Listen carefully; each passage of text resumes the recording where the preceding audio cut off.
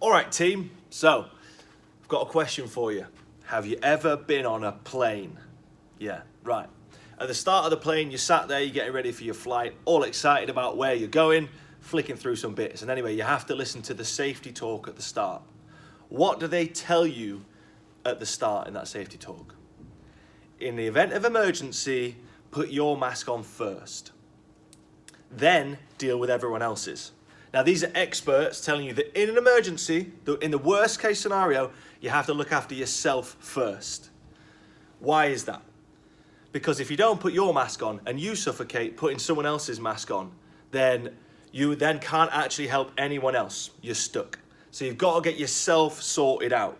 Now, for some, this might appear to be selfish, right? And that is, one of those words that just doesn't sit well with anyone. Selfish is typically a bad word. No one wants to be seen as being selfish. And this, unfortunately, has some negative outcomes if people are not selfish. Now, what I'm talking about is, obviously, we've been running gyms now for 10 years, which means we've probably seen thousands of people in that time. I've spoken to at least 1,000 people in terms of new members that are interested in joining the gym, potential members. And again and again and again and again, I can see the same pattern. And it's a pattern of not wanting to be selfish, but it actually comes right back round and ends up becoming a real problem for that person. So by this, I mean they are always thinking about what everyone else wants and needs, and always putting their own wants and needs behind those of their family, loved ones, friends, work colleagues, bosses, anything like that. They end up, not doing the things that they need to do to be at their best. So they work too long. They don't do any social or fun things for themselves. They don't eat the food that they know they should be eating because they haven't got time, because they're too busy prepping other people's food. They don't take any time to relax, do any sport, join any clubs, do anything for themselves. For a while, that's okay. You just plug on and you kind of get away with it. But what inevitably happens is after a period of time, 1 year, 2, 5, 10 years, whatever, you get to a point where your health has massively declined, both mental health and physical health. You're unhappy and you're not functioning your best anymore. You're sluggish, lethargic, don't sleep well, potentially have some kind of long-term health-related problem due to either weight or lack of activity or lack of stimulation, lack of movement, that kind of stuff. So it ends up being that your desperate desire not to be selfish is now actually incredibly selfish, because you can no longer spend time with the people you want to spend time with. You can't run around with your kids. You can't look after them. You've got no energy or passion for your partner anymore.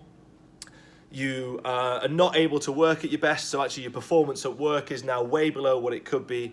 So and now actually those actions are, it could be perceived as being incredibly selfish, because none of the people in your life that you care about are getting the best version of you anymore. They're not getting what they need from you, because you cannot possibly give it, because you tried so hard to give it in the past. You're empty. You've got no way to deliver that.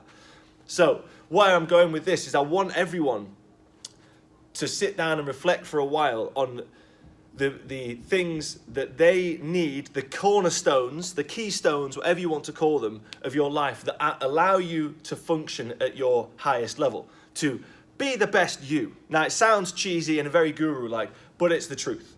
And if you talk to anyone who is balancing everything in their life in terms of family, work, and fitness and progress and all the kind of good stuff to a level that you think is successful, it's very likely that they have some behaviors that you might perceive to be selfish, but are actually critical. They just understand that it's critical to maintaining that balance and being able to deliver all they need, being energized for your family and your partner, being able to work hard and be productive and produce great quality work for yourself, your colleagues, and the company that you work for.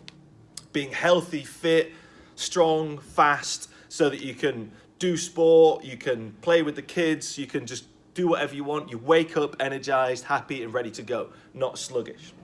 So what actions and things am I talking about to kind of help you set a few of these out?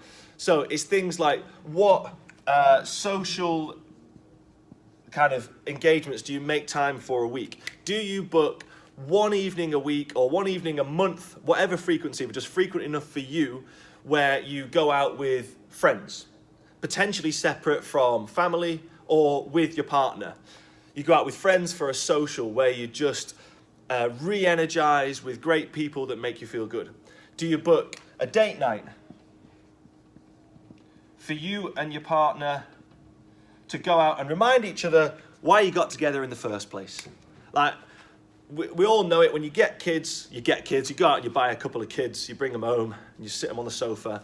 You know, you then have to actually look after them, and you end up not getting any time to go out and do the things that you wanted to do. You stop being able to have proper conversations with your partner because there is a child gnawing at your ankles, shouting, daddy, daddy, daddy, daddy, daddy, daddy, daddy, daddy, daddy, daddy, over every conversation that you try to have that doesn't directly involve them.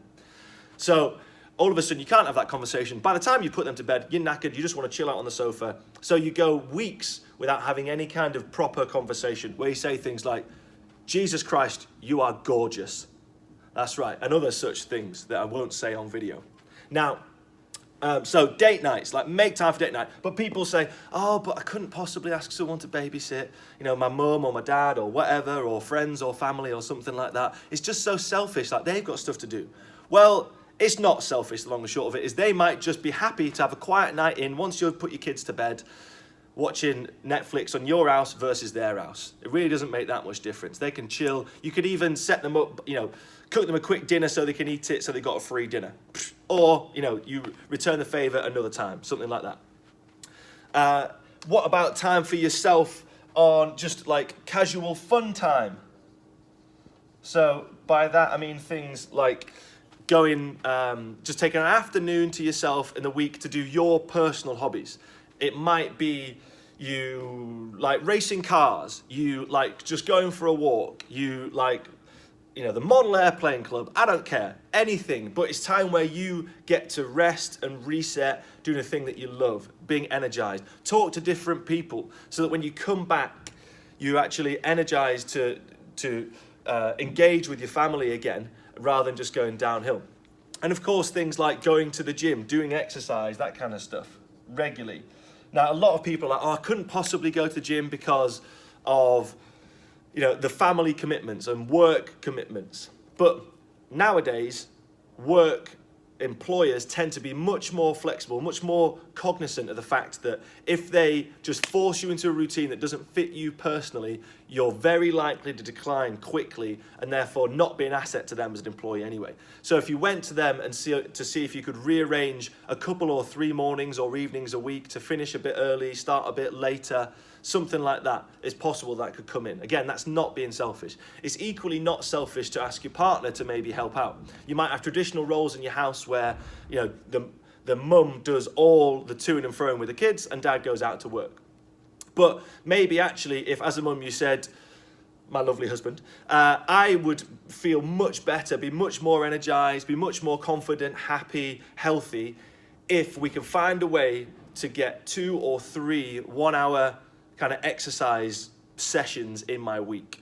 It might involve, you know, and those mornings, it really helped me out. If you could take the kids to school or breakfast club or pick them up so that I can go and do that.